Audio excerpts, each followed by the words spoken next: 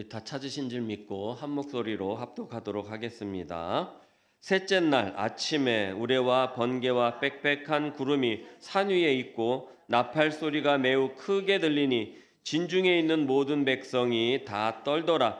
모세가 하나님을 맞으려고 백성을 거느리고 진에서 나오매 그들이 산기슭에 서 있는데 시내 산에 연기가 자욱하니 여호와께서 불 가운데서 거기 강림하심이라. 그 연기가 옹기가마 연기같이 떠오르고 온 산이 크게 진동하며 나팔 소리가 점점 커질 때에 모세가 말한즉 하나님의 음성으로 대답하시더라. 아멘.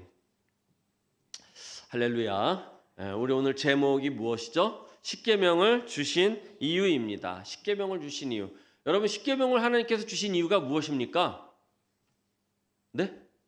잘 지키라고요. 아멘. 잘 지키라고 주신 거예요. 그래서 우리는 잘 지키기만 하면 돼요. 그죠? 할렐루야. 자, 우리 주기도문으로 예배를 마칠까요? 네. 지난 시간에 하나님께서 이스라엘과 특별한 계약을 맺었다 그렇게 말씀드렸어요. 그렇죠? 다 잃어버리셨죠? 그래서 제가 계속해서 이제 지난 시간 복습해 드리는 거예요. 이 계약은 하나님의 은혜를 전제로 해요. 하나님이 우리에게 은혜를 주셨다라는 걸 전제로 하는데, 하나님의 은혜를 받은 자들이 그분의 말씀을 어떻게 해요? 잘 듣고 지켜서 행하면 뭐를 주신다고요? 복을 주신다라는 것이에요. 그게 하나님이 우리와 맺은 계약이에요. 우리가 하나님의 말씀을 어떻게 해요? 잘 듣고 잘 지켜서 잘 행하면 우리에게 뭐를 주신다고요? 복을 주시는 거예요. 그게 전제된 거고, 그렇게 우리가 잘 지키면 하나님께서 우리를 어떻게 하신다 그랬어요? 보배롭고 만들고 당신의 소유로 만들고 그 다음에 제사장 족속으로 세워주시겠다 이렇게 말씀하신 거예요. 그렇죠? 기억나시죠? 자, 그러면 여러분 보세요. 이 너희를 보배롭게 만들고 너희를 내 소유로 만들어주겠다라는 것은 영적인 신분의 변화예요. 그렇죠? 하나님께서 우리를 보배롭게 또 하나님의 소유로 삼아주셨다. 그러니까 우리는 세상에 그렇게 종된 모습으로 살다가 하나님의 것, 하나님의 백성, 하나님의 자녀가 되었다라는 것입니다. 그래서 우리가 영적으로 신분이 어떻게 됐어요? 바뀌어졌어요. 그 다음엔 제사장 나라, 제사장으로 세우겠다, 제사장 민족으로 세우겠다라고 말씀하셨어요. 자, 이것은 제사장도 영적인 거 아닙니까? 라고 물을 수 있지만 지난번에 말씀드렸어요. 신정일치 사회였다 그랬어요. 그렇죠? 그래서 신정일치 사회였기 때문에 이 정치적인 그러한 사람들보다 이 제사장 직분이 더 어떻게 했다? 높았다라는 것에서 제사장 민족으로 세워주겠다라는 것은 너희들이 신분에 일반적인 사회적인 신분도 변화가 되는데 또 어떻게 되는 거예요? 더 높은 자리로 이렇게 올려주시겠다. 아멘? 그렇게 해주시겠다라는 거예요. 그래서 노예가 누가 됐다? 노예의 신분에서 하나님의 제사장 직분으로 이스라엘 백성들은 바뀌게 되었다. 어떻게 하면 바뀐다고요? 하나님의 말씀을 잘 지켜 행하면 그렇게 바꿔주신다. 그게 복의 내용이 바로 그거예요. 사회적 신분의 변화, 그 다음에 영적인 신분의 변화를 제가 지난 시간에 풀어서 말씀을 드린 거예요. 아멘? 아멘을 해주셔야 제가 벽에다가 말씀을 드리는 게 아닌 것처럼. 자, 그러면 오늘 이렇게 그 제수 말씀하시면서 스데반 집사에 대한 이야기도 잠깐 드렸잖아요. 그렇죠? 스데반 집사가 이 설교를 이야기하면서 광야에 나와 있는 사람들 갖다가 뭐라고 지칭을 했다 그랬어요? 광야 교회. 그렇죠? 광야 교회. 광야 교회는 하나님께서 이스라엘에게 주신 축복의 기회, 은혜의 기회였다라는 것입니다. 왜 축복의 기회, 은혜의 기회였냐? 거기는 연단이고 환난이고 힘듦밖에 없었는데 왜 그것이 축복이고 왜 그게 은혜의 기회냐? 바로 그 광야에 있을 때 어떻게 해요? 연단받을 수 있었고요. 자기 자신을 고칠 수가 있었다라는 것입니다. 하나님의 부르심에 응답할 수 있는 기회가 바로 그 광야의 시대였다라는 것입니다. 그래서 우리가 환난 중에 있거나 시험 중에 있을 때에 그것을 우리가 기뻐해야 된다 그랬잖아요. 그죠? 그것을 우리가 잘 이겨나가야 된다 그랬습니다. 잘 이겨나갈 때에 그 축복이 내 것이 되는 것이지, 이겨나가지 못하고 자꾸 제자리 걸음하면 결국엔 어떻게 되는 거예요? 광야에서 도태된 이스라엘 백성처럼 우리도 하나님의 그 테스트에서 도태될 수밖에 없다라는 것이죠. 그래서 우리는 날마다 그 시험을 이길 수 있어야 될 줄 믿습니다. 아멘. 예. 그래서 예수께서 광야의 시험을 어떻게 하셨다 그랬어요? 이겼다. 그래서 사람이 뭘로만 사는 게 아니라 떡으로만 사는 것이 아니라 어디에서 나오는 말씀으로? 하나님의 입으로부터 나오는 말씀으로 살 것이다. 마귀의 내들어 물러가라. 그렇게 말씀하셨다 그랬어요. 그래서 예수님께서 광야의 시험을 이기셨기 때문에 우리도 그 힘을 힘입어서 하나님께서 주시는 이 광야의 시험을 능히 이길 수 있다. 아멘. 있는 줄 믿습니다. 그래서 우리에게 주시는 그 시험, 우리에게 있는 이 광야는 이스라엘 백성들에게 하나님께서 주신 그 은혜의 기회, 축복의 기회인 것처럼 우리에게도 은혜의 기회, 축복의 기회인 줄 믿습니다. 그래서 우리는 이 기회를 놓치지 말고 부여잡고 그냥 꽉 잡고 정말 적과 꿀 이루는 그 천국을 소망할 수 있어야 될 줄 믿습니다. 오늘 그렇게 말씀을 보니까 하나님께서 이제 모세를 어떻게 하셨어요? 시내 산으로 부르셨어요. 모세야, 너 나와라. 이스라엘 백성 진에서 나와라. 이렇게 말씀하셨어요. 하나님께서 모세를 부르신 것은 왜였죠? 십계명을 주시기 위함이었어요. 바로 십계명을 주시기 위함. 그래서 오늘 십계명을 주신 이유, 다음 시간에는 그 십계명의 내용에 대해서 길면은 그 다다음 시간까지 이렇게 말씀을 드리려고 하는데 되도록이면 2시간에 이렇게 길게 하면 늘어지니까 2시간에 이렇게 한번 해보도록 하겠습니다. 2시간 얘기하니까 예수님 자리가 지난주에 쉬었어요. 행사가 있었잖아요. 쉬어가지고 행사가 아니라 이번 주에 그 연휴가 껴서 쉬었어요. 2시간을 다 하자고 그러시더라고요. 2시간을. 7과가 굉장히 양이 많아요. 8과도 양이 많은데 그걸 하나로 다 뭉쳐서 하자 그러는데 그 2개를 줄이는데 안 줄여져요. 머리가 아픕니다. 머리가 아파. 네. 어쨌든 2시간 하니까 갑자기 생각나서 말씀드렸습니다. 자, 그래서 그렇게 십계명의 내용이 어떤 것인가를 우리가 살펴보면서 그 십계명에 대해서 우리가 좀 더 깊이 알아가는 시간이 되기를 원합니다. 죄송합니다. 제가 물 한 잔 먹고 가겠습니다.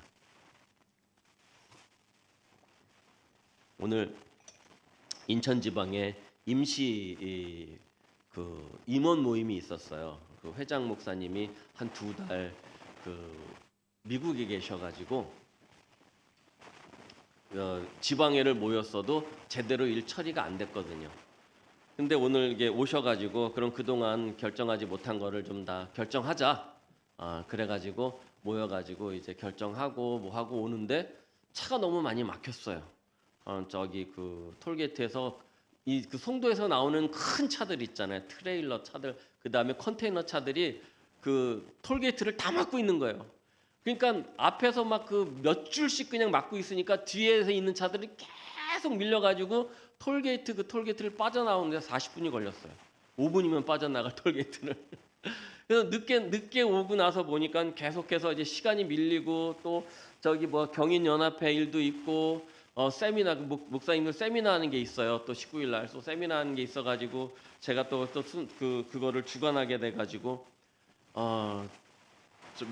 그거를 이제 하니까 막 여기저기 전화하게 되고 막 낮에 너무너무 바빴어요. 그래서 말씀 지금 들여다볼 시간도 없는데다가 또 차량 운행했고 차량 운행하는데 또 앞에서 1번 버스가 이렇게 자꾸 신호를 막고 있으니까 막 마음은 급하고 지금 마음이 엄청 급해요. 아직도 마음을 내려놓지 못해가지고 지금 말이 막 빠르고 막 제대로 이제 안 돼요. 그래서 지금 제가 자꾸 말을 돌리면서 지금 차변하는데 이거 무슨 소리예요?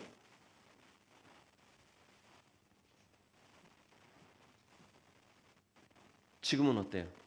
괜찮죠?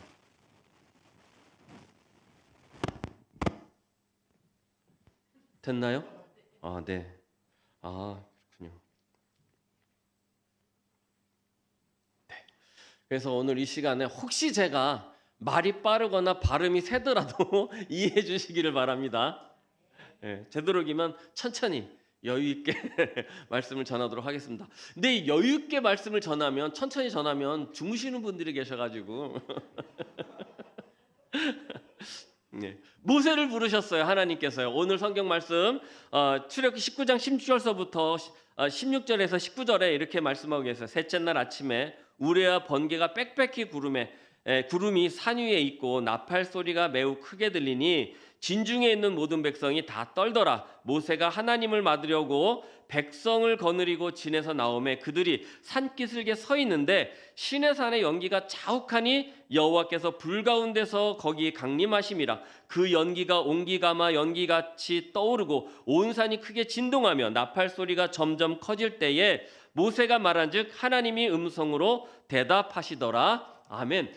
제가 제주도에 신학교 때 제주도에 간 적이 있어요. 왜냐하면 우리 동기 중에 제주도에서 온 그런 전도사님이 있었거든요. 근데 그분이 자기 집에 초대를 했어요. 여름방학 때. 그래가지고 야 이제 건수다 해가지고 이제 제주도를 갔었어요. 신학생이 돈이 없으니까 배 타고 갔어요. 목포에서를 배 탔나? 예? 예, 거기서 어쨌든 전라도에서 배를 탔어요. 부산에서 탈 줄 알았거든요. 근데 부산에서 안 탄대. 제주도 가는 건. 그래서 거기 가서 타고 이제 저기 하루 저녁이 아니구나. 얼마 안 돼요. 2시간 간다? 2시간 갔나? 2시간 반 갔나? 그렇게 가지고 가서 내리고 옛날 기억이라 지금 정확하진 않아요. 어쨌든 그렇게 가서 간 년에 이제 거기서 귤도 따먹고 또 시내도 돌아다니다가 여기까지 왔으니 어디를 가자? 한라산을 올라가 보자. 그래가지고 거기 가가지고 우리 백록담을 한번 보자. 그렇게 된 거예요. 그래서 이제 백록담을 5명이서 이제 올라가게 됐어요. 한참을 올라가서 이제 딱 뭡니까? 나무가 이제 다 떨어지고 이제 짧은 조그만 관목들만 있는 그러한 경계선이 딱 나와요. 근데 거기까지 올라갔는데 와 갑자기 산이 참 변화무쌍하잖아요. 구름이 밑에서부터 막 밀려오는 거예요. 막 밀려오더니 갑자기 구름이 위로 올라가더니 거기서 비가 쏟아지는 소나기가 막 꽈랑꽈랑꽈랑하고 막 소나기가 막 쏟아지는데 비를 쫄딱 맞은 거예요. 그렇게 한 30분을 비를 맞고 났더니 구름이 온데간데 없어졌어요. 온데간데 없어지고 딱 해서 자 올라가자 그러고 올라가는데 갑자기 밑에서부터 운무가 올라오는데 와 정말 멋있더라고요. 산에서 운무가 올라오는데 밑에서부터 막 그 구름이 막 밀려 올라오는 거예요. 그러니까 내가 구름 속에 있는 건지 내가 떠 있는 건지 막 손오공이 된 느낌도 나오고 근두운을 탄 것 같기도 하고 막 이런 느낌이 막 드는데 너무 막 몽환적인 느낌 있잖아요. 막 그런 게 드는 거예요. 야 신기하다. 이런 느낌 처음이다. 막 이렇게 되는 거예요. 너무 막 신기하고 막 그 느낌이 아직도 잃어버리지를 못하는 거예요. 그러다가 또 그게 올라가니까 또 천둥번개가 치네요. 또 그게 번개가 막 내릴 꽂는데 다 내려가래. 다 내려가래. 막 그냥 왜 내려가래 했더니 산에서 내리찍는 번개는 누가 맞는다고 빨리 내려가라는 거예요. 뒤도 안 돌아보고 위에서 막 신발이 벗겨지는지도 모르고 막 뛰어서 내려온 그런 기억이 있는데요.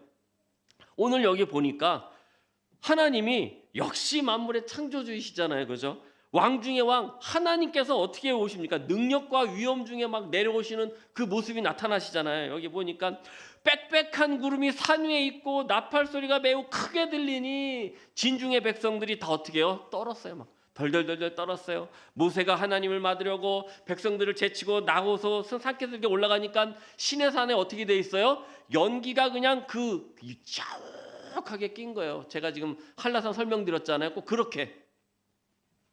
그래서 보니까는 옹기가마니에 구름이 막 그냥 이렇게 막 피어오르는 그런 연기 가운데 하나님께서 임재하셨다라는 거예요. 자, 보세요. 모세를 부르시고 하나님이 뭐라 그러시냐면 경계선을 만드십니다. 경계선을 만드세요. 우리 성경 말씀 한번 보시겠습니다. 21절 혹시 준비됐나요?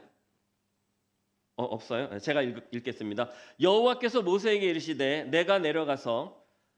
내려가서 백성을 경고하라. 백성이 밀고 들어와 나 여호와께로 와서 보려고 하다가 많이 죽을까 하노라 라고 말씀하십니다.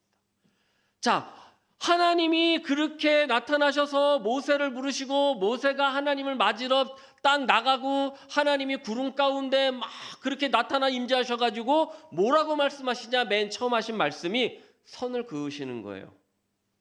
야, 백성들 더 이상 나와라. 나오지 못하게 하라. 나오지 못하게 하라. 아니, 하나님이 부르셨으면 끝까지 부르셔야지. 야, 빨리 와라. 다 와라. 다 올라오라 그래라. 내가 축복할 테니 너희가 내 축복을 좀 받아라. 이렇게 해야 하나님과 우리 사이에 뭔가 이렇게 좀 끈적끈적한 이런 관계가 성립되는 것 같은 그런 느낌이잖아요. 근데 하나님께서 그렇게 막 위험 중에 위대하게 그렇게 탁 나타나시더니 모세를 부르시더니 선부터 그으시는 거예요. 야, 오지 마라. 여기까지 오지 마라. 다 어떻게 할까 하노라? 죽을까 하노라. 여러분, 저기 영국이요, 축구의 나라잖아요. 축구하다 보면은 막 사람들이 막 그냥 막 담을 타서 넘어와요. 그러다 보면 막 서로 깔려서 막 죽기도 하고 그러잖아요. 사람들이 많이 오니까 그렇게 되는 거 아니냐. 예전에 우리 이태원 참사 난 것처럼 그게 아니라는 것이죠. 그렇게 해서 넘어져서 죽겠다 그런 게 아니라는 것입니다. 선을 그으셨다. 왜냐하면 당시에는 하나님을 보면 사람들이 어떻게 했어요? 다 죽었다라는 것입니다. 죽었다라는 거예요. 그래서 하나님을 보면 죽으니까 하나님이 너희가 여기 넘어오면 어떻게 돼요? 죽을까 한다라고 하시면서 이렇게 선을 그으셨다라는 것이죠. 그러나 지금은 어떻습니까? 우리가 직접 하나님 앞으로 보좌 앞까지 나갈 수 있는 줄 믿습니다. 이것이 무엇이냐? 하나님의 배려입니다. 자, 보세요. 이스라엘 백성에게 오지 마라 한 것도 하나님의 배려이시고요.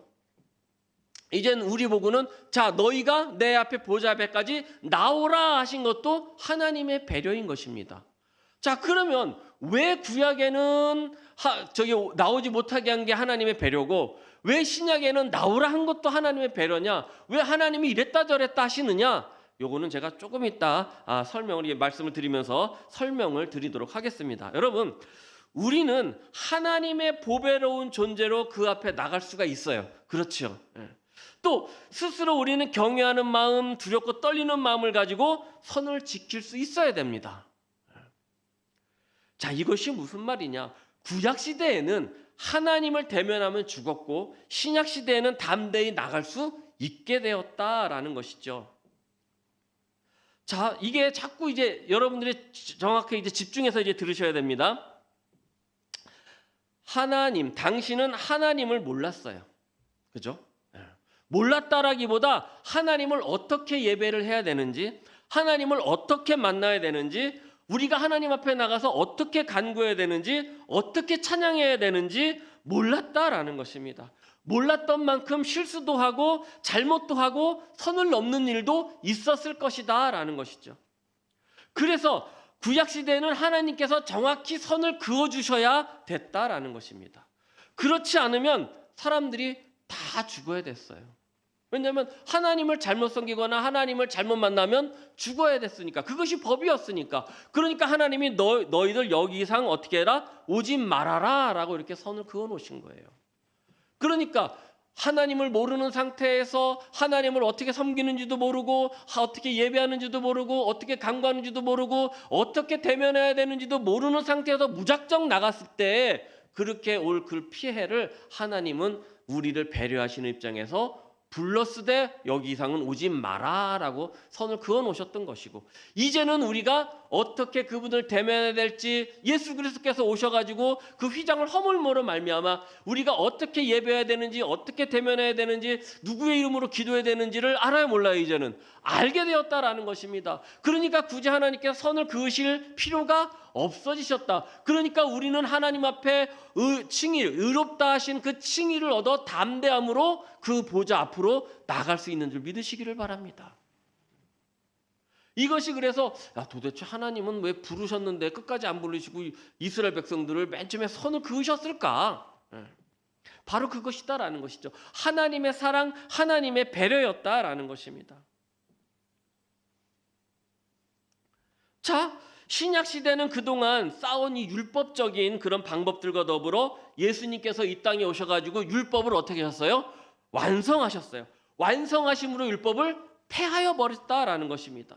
그러니까 이제는 율법에 있어서 하나님께 나오는 자, 하나님을 보는 자는 죽는다, 이게 아니라 이제는 담대함을 얻어서 하나님께 더 나갈 수 있다. 그러니 이게 얼마나 감사하고 귀합니까? 이제 우리가 이런 하나님의 배려, 하나님의 사랑을 자유함으로 누릴 수 있어야 될 줄 믿습니다. 이 누리는 것이 무엇입니까? 담대함으로 하나님 앞에 나아가는 거예요. 이스라엘 백성은 이제 그렇게 경계선 밖에서 하나님의 강림을 기다릴 수밖에 없어요. 그것 또한 그들에게 뭐예요? 은혜다라는 것입니다. 그것조차 하나님의 응답이었다라는 것입니다. 경계선 안으로 모세를 부르십니다. 하나님과 이스라엘 사이의 중재자로 누가 나온 거예요? 모세가 나오게 되었다. 그래서 모세는 예수 그리스도의 그림자가 된 거예요. 우리와 죄인인 우리와 창조주 하나님과의 그 중간에 그 예수님이 계신 것처럼 하나님과 이스라엘 백성 사이에 모세가 들어가게 되었다라는 것이죠. 그렇게 모세를 세우심으로 앞으로 오랜 기간 동안 가나안 여정을 이끌 지도자로 모세를 그렇게 준비하셨다라는 것입니다. 모세를 부르신 하나님은 두 가지를 명령하십니다. 두 가지. 먼저는 백성들에게 경계를 어떻게 해라? 넘지 말아라 라는 것. 두 번째는 제사장들에게 그 몸을 성결하게 하라 라고 이렇게 말씀하십니다. 자, 21절하고 출애굽기 20장 1절하고 2절을 한번 띄워줘 보세요. 출애굽기 20장 다 같이 한번 읽어보도록 하겠습니다. 시작. 하나님이 이 모든 말씀에 이르시되 나는 너를 애굽 땅 종되었던 집에서 인도하여 낸 내 하나님 여호와니라. 아멘. 자, 하나님이 이 모든 말씀으로 말씀하여 이르시되 나는 너를 애굽 땅 종되었던 집에서 인도하여 낸 내 하나님이다 라고 이렇게 말씀하셔요. 여러분, 하나님께서 이스라엘 백성을 그렇게 선을 세우시고 그 다음에 제사장들에게 몸을 성결하게 하라 하시고 그 다음에 그렇게 하신 이유는 무엇이냐면 십계명을 주시기 위함이에요. 그렇죠. 이제 십계명을 주시기 위한 그 준비 과정을 다 마치셨어요. 그러면 그 다음에는 뭐를 주셔야 돼요? 이제 십계명을 주셔야 된다라는 것입니다. 십계명을 주시기 위해서 서론을 펼치세요. 하나님이 이 모든 말씀으로 말씀하여 이르시되 나는 너를 애굽 땅 종되었던 집에서 인도하여 낸 내 하나님 여호와라 라고 말씀하십니다. 하나님께서 이스라엘에게 십계명을 주신 이유는 그들 자신을 말씀의 거울에 비춰봐라 라고 하신 거예요. 그래서 십계명은 따라서 하십니다. 나를 비추는 거울입니다. 십계명은 나를 비추는 거울이에요. 십계명은 지금 우리의 적나라한 모습을 보여주는 거울입니다. 살인하지 마라, 간음하지 마라, 도둑질하지 마라, 그렇게 하지 마라라는 모습이 다 누구의 모습이에요? 나의 모습이에요. 우상 섬기지 마라, 나 외에 다른 신을 섬기지 마라, 안식일을 거룩하게 지키라, 이렇게 하시는 모든 말씀들이 누구의 말씀이에요? 나의 말씀인 것이에요. 그 십계명에 있는 모든 말씀들이 다 누구의 말씀이더라? 나를 향한 말씀이더라는 것입니다. 야고보서 1장 22절에서부터 25절 말씀입니다. 너는 말씀을 행하는 자가 되고 듣기만 하여 자신을 속이는 자가 되지 말라. 누구든지 말씀을 듣고 행하면 다 같이 시작. 그는 거울로 자기의 생긴 얼굴을 보는 사람과 같아서 24절 제 자신을 보고 가서 그 모습이 어떠했는지를 곧 잊어버리거니와 자유롭게 하는 온전한 율법을 들여다보고 있는 자는 듣고 잃어버리는 자가 아니요 실천하는 자니 이 사람은 그 행하는 일에 복을 받으리라. 아멘. 말씀이 거울이라는 그러한 이야기는 야고보서 1장 22절 25절에서 온 말씀이지만 정말로 우리 이 야고보서 1장 22절에서 25절에 있는 이 말씀 때문에 말씀이 거울이 된 게 아니라 말씀 자체는 원래 우리를 비추는 뭐예요? 거울인 것이에요. 아멘. 그래서 야고보서에서 그걸 정리해 놨을 뿐이에요.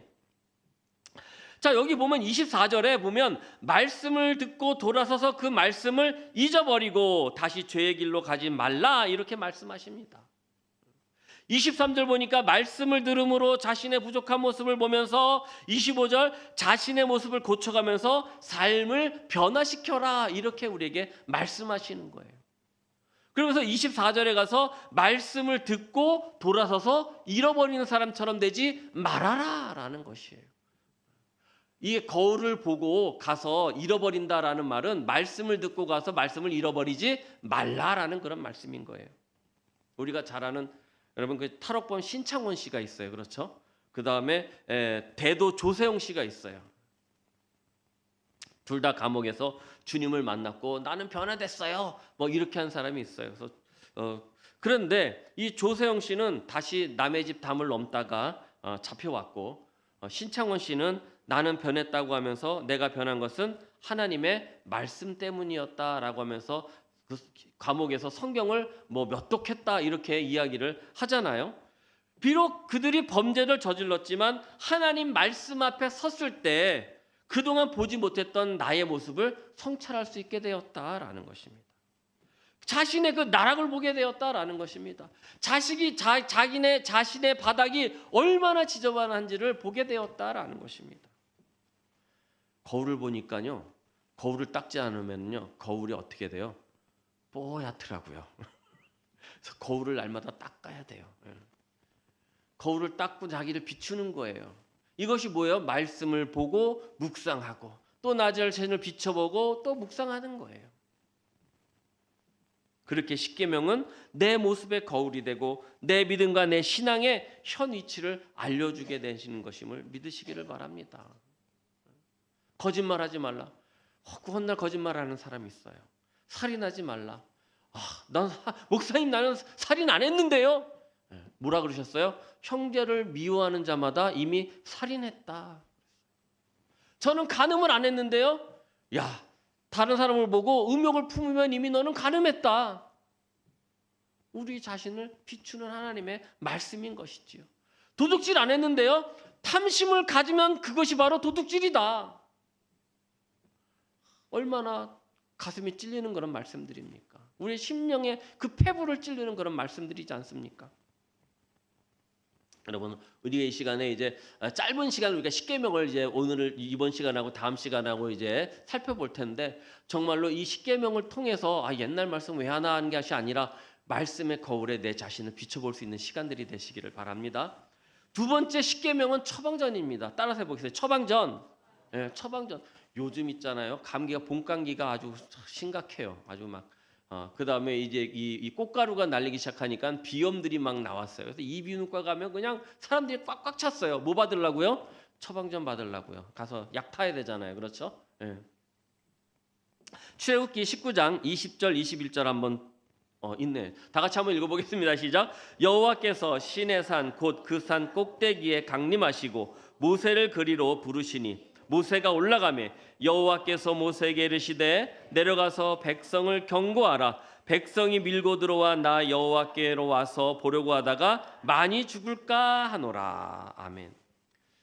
십계명은요, 나의 현 위치를 알려주고 문제의 원인을 밝혀주는 것입니다. 그리고 그 문제를 해결하는 방법을 알려주시는 처방전이다라는 것입니다. 하나님이 너 이렇게 선을 그어놓고 올라오지 말아라. 너희들이 죽을까 하니까는 올라오지 말아라. 이렇게 말씀해 주시는 것입니다. 진단했으니 처방이 나오는 건 당연한 겁니다.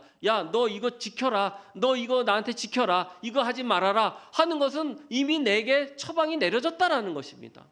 내게 그 처방전을 주셨다라는 것입니다. 그러면 우리는 그 처방전대로 어떻게 해야 되는 거예요? 행해야 되는 것입니다.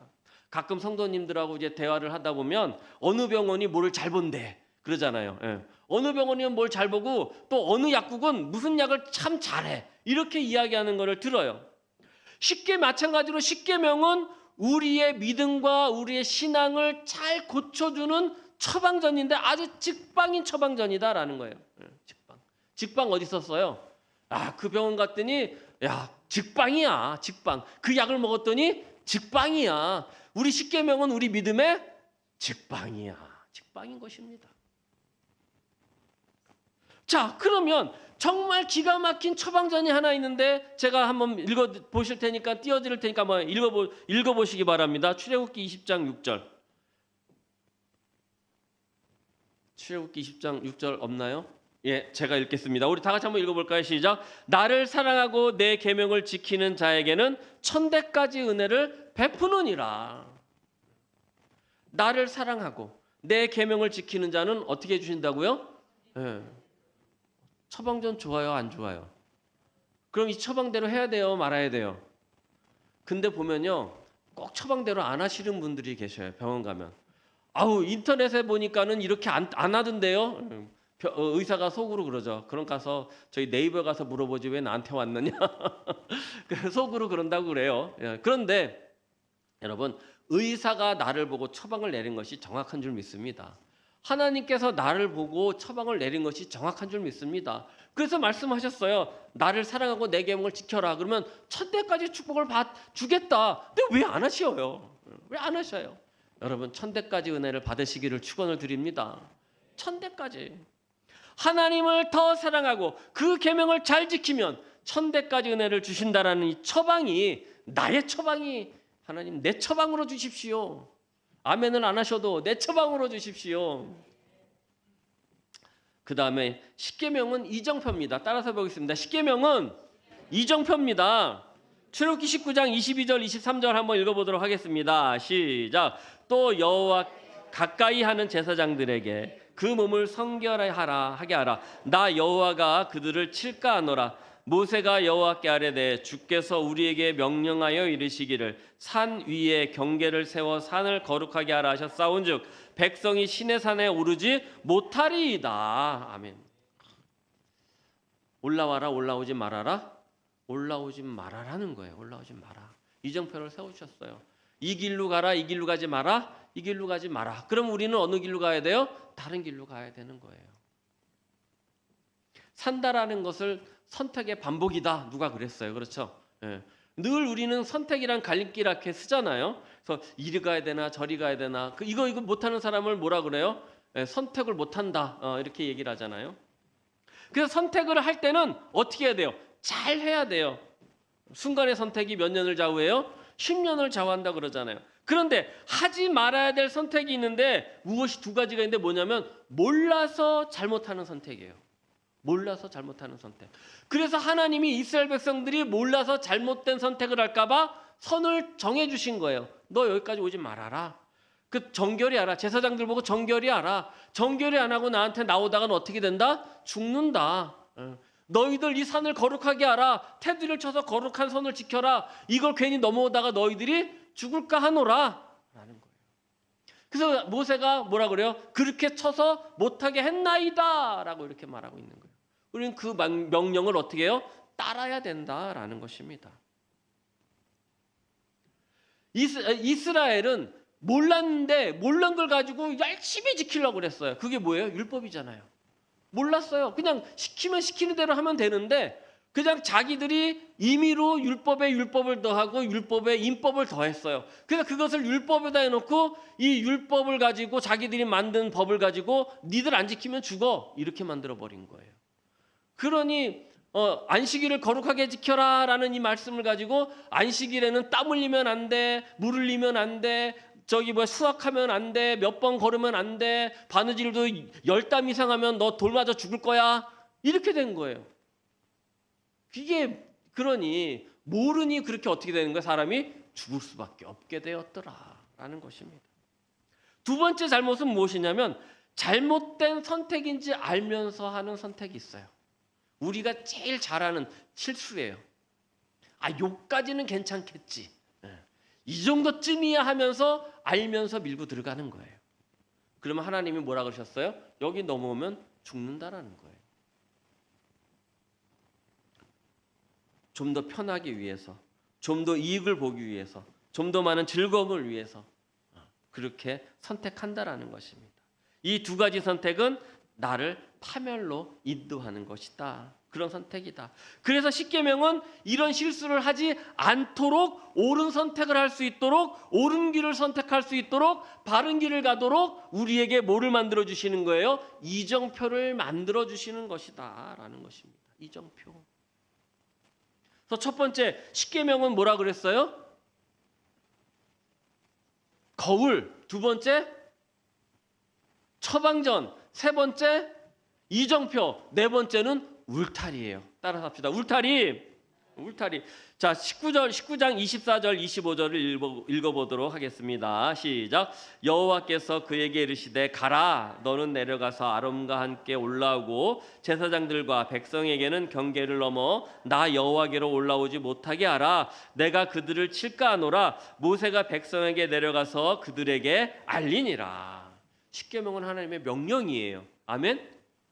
명령에는 하라와 하지 말라가 있어요. 하든지 말든지 해라는 명령이 아니에요. 이 두 가지 말로 되어 있지만 이 두 가지 행동 원칙에는 뭐가 있냐면 다른 명령은 그냥 시키는 거예요. 하라, 하지 마라, 너 내 명령 지켜, 이거지만 하나님의 명령은 울타리예요. 울타리. 우리를 어떻게 하시려는 울타리? 보호하시고 살리려는 울타리예요. 무엇으로 우리를 보호하신다고요? 죄와 죽음으로부터, 멸망과 심판으로부터 우리를 보호하는 울타리다라는 것입니다. 학생 때요, 학교에서요, 하지 말라는 게 왜 이렇게 많은지요. 공부만 시키려고 학생도 억압한다 이렇게 생각했어요. 그래서 막 우리 그때는 선생님 보고, 요즘 쌤이라 그러는데 그때는 뭐라 그랬어요? 선생, 무슨 선생, 꼰대 막 이렇게 이야기를 했었잖아요. 죄송합니다만은 주말에 쓸데없이 나다니지 마라. 그다음에 극장 가지 마라.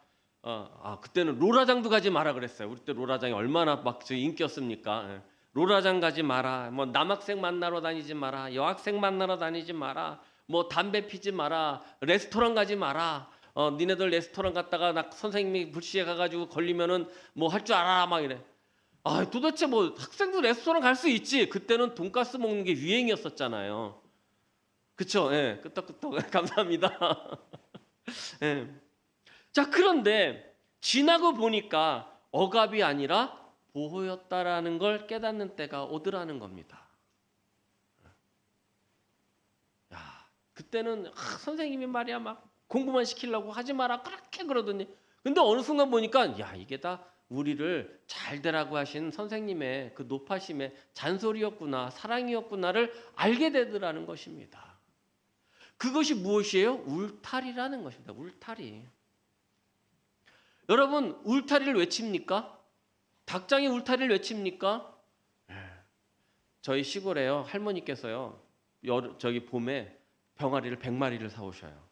할머님이.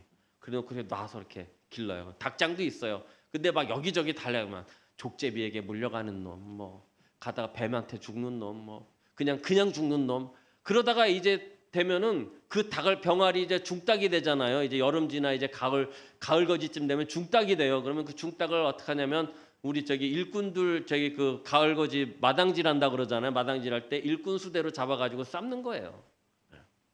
그러시려고 잡는 거예요. 근데 울타리를 쳐놓으세요. 울타리. 나길러도 울타리, 큰 울타리가 있어요. 왜 그런 거죠?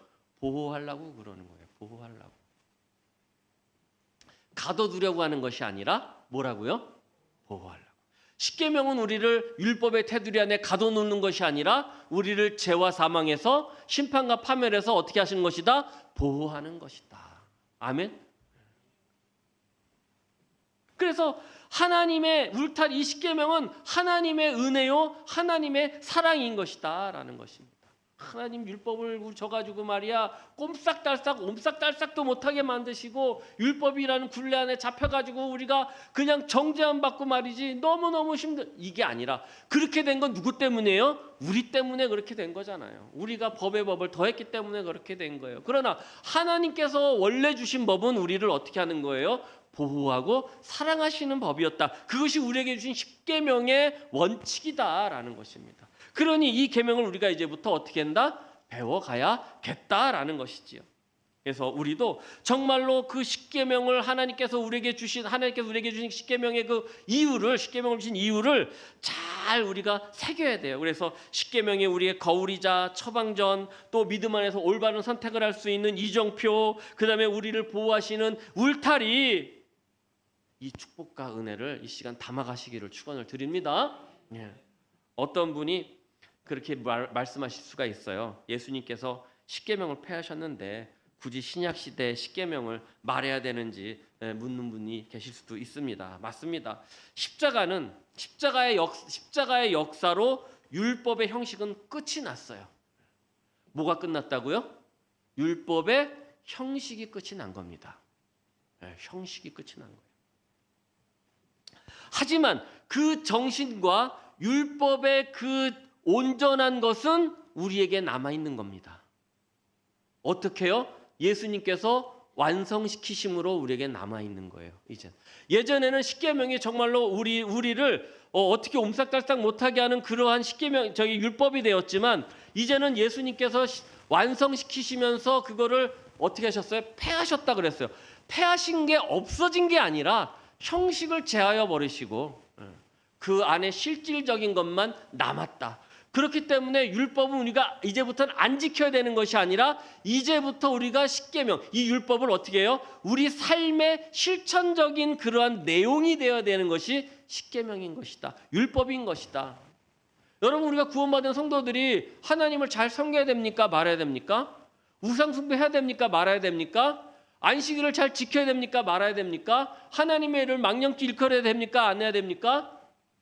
부모를 공경해야 됩니까? 말아야 됩니까? 오늘 새벽 설교가 건강한 가족이었어요. 건강한 가정. 그래서 부모는 자식을, 자식은 부모를 잘 공경하고 효도해야 된다. 그래야 가정의 질서가 서야 온전한 가정이 된다라는 말씀이었어요. 마찬가지로 하나님께서 우리에게 십계명을 주셨는데 그 십계명은 우리에게 남아있는 것이다라는 거, 없어진 것이 아니다라는 것입니다.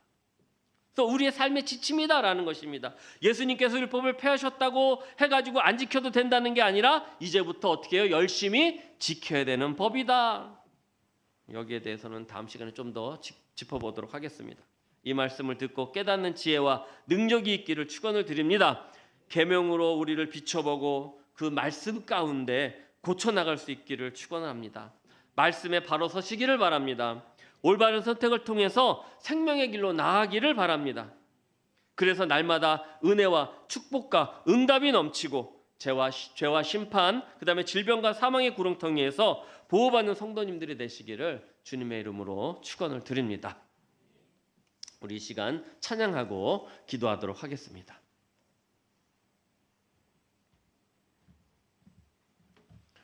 예수 나의 치료자 찬양하시겠습니다.